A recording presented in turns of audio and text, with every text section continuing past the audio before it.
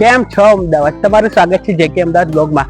અને આજે આપણે આવી ગયા છે અમદાવાદના લાંબા ગામના બળિયાદેવ મહારાજના મંદિરે. હવે પહેલા તો તમને એ જણાવી દઉં કે આ મંદિર ક્યાં આવેલું છે. આ મંદિર અમદાવાદથી આશરે 10 કિલોમીટર દૂર એટલે કે લાંબા ગામની એકદમ નજીક 125 વર્ષ જૂનું એવું આ બળિયાદેવનું અતિ પ્રસિદ્ધ મંદિર આવે. આ મંદિરની સ્થાપના કેવી રીતે કરવામાં આવી તેમજ બળિયાદેવ સાથે જોડાયેલી હકીકતો જે હું આજના આ વિડીયોમાં તમને બતાવવાનો પ્રયાસ કરીશ. એટલે આજનો આ વિડીયો ખૂબ જ ઇન્ટરેસ્ટિંગ બનવાનો છે, એટલે મારા વિડીયોમાં છેક સુધી બન્યા રહેજો. ચાલો ત્યારે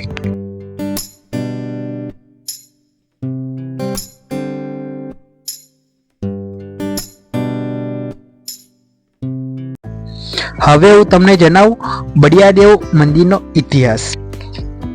તો વર્ષો પહેલા દેશમાં ઓરી ઉછરડા, કોલેરા, કમળો, ચિત્રા જેવા અનેક જીવલેણ મહામારી ફાટી નીકળી હતી અને લોકોમાં ભય ફેલાયો હતો. અને ત્યારે તો ડોક્ટરો ઈલાજ કરવામાં પણ નિષ્ફળ નીવડ્યા હતા.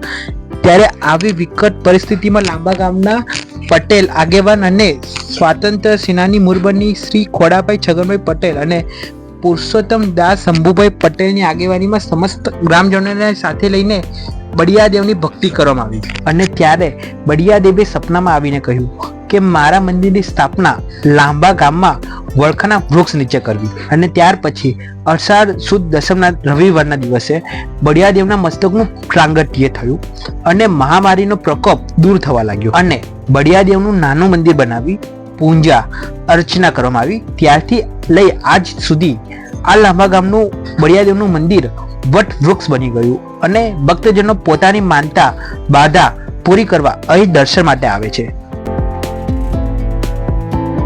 અને અહીં બળિયાદેવ મંદિરે યાત્રિક ધર્મશાળાનું બાંધકામ ઈસવીસન 1952માં કરવામાં આવ્યું અને મંદિરનો પ્રથમ જીર્ણોદ્ધાર 1955માં અને એમટીએસ બસની સુવિધા 1960માં શરૂ કરવામાં આવી.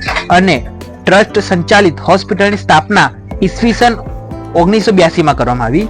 બળિયાદેવ શિખરબદ્ધ મંદિરનું બાંધકામ ઈસવીસન 2005 લાંબા ગામનો અમદાવાદ મ્યુનિસિપાલિટી કોર્પોરેશનમાં સમાવેશ ઈસવીસન 2006માં અને ગીતા સ્કૂલના બીજા માળનું બાંધકામ ઈસવીસન 2013માં બાંધવામાં આવ્યું. તેમજ બળિયાદેવ મંદિરે આવતા યાત્રાળુઓ માટે વનભોજ વિશ્રામ ગૃહનું નિર્માણ ઈસવીસન 2014માં કરવામાં આવ્યું.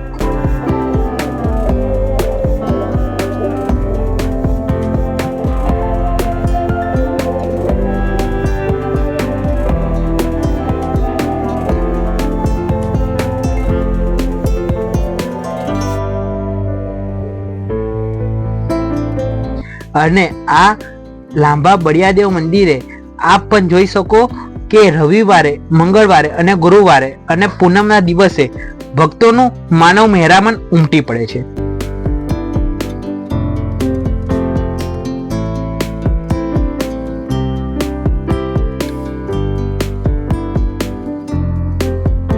અહીં આવનાર ભક્તોને શરીરમાં કોઈ પણ અંગોની તકલીફ હોય તો એની પણ અહીં બાધા રાખી શકે છે.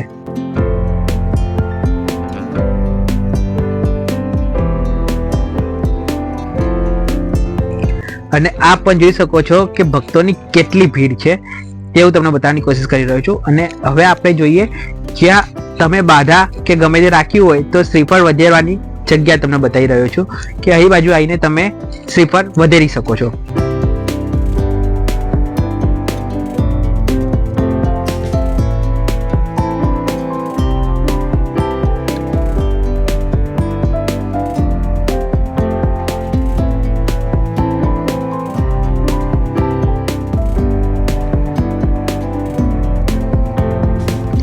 ચૈત્ર મહિનામાં જો ભાવિ ભક્તોએ ટાઢું ખાવાની બાધા રાખી હોય એના માટે સરસ મજાની અહીંયા જગ્યા બનાવી છે જ્યાં બેસીને એ ટાઢું ખાવાનો આનંદ માણી શકે છે.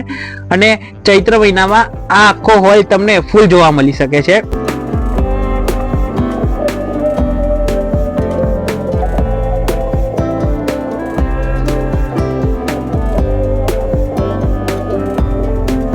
જો તમારું પણ છોકરું બીમાર રહેતું હોય, અછબડા યા તો બળિયા બાપજી નીકળ્યા હોય તો તમે આ મંદિરે બાધા રાખી શકો છો. થોડાક જ દિવસમાં સારું થઈ જશે.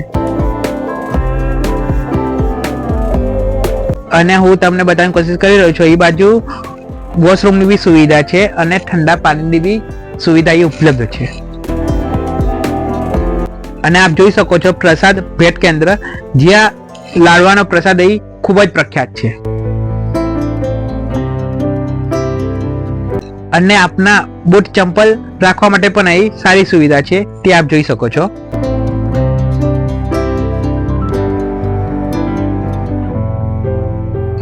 અહીં આવવા માટે MTS ની સુવિધા સાથે રિક્ષાની અને તમારું પર્સનલ વ્હીકલ લઈને પણ તમે અહીં આવી શકો છો. પાર્કિંગની એકદમ સારી વ્યવસ્થા રાખેલ છે. અને આપ જોઈ શકો છો આપને બાધા રાખેલ હોય તો એના માટે પૂરી કરવા માટેની બી સામગ્રી એ બાજુ મળી રહે છે.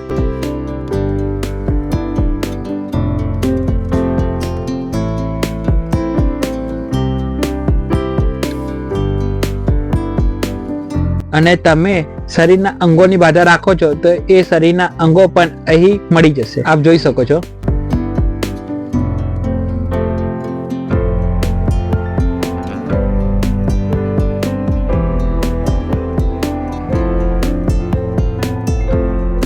હવે મળીએ આવા જ કોઈ નવા ઇન્ટરેસ્ટિંગ વિડીયો સાથે. ત્યાં સુધી આવજો. જય બળિયાદેવ.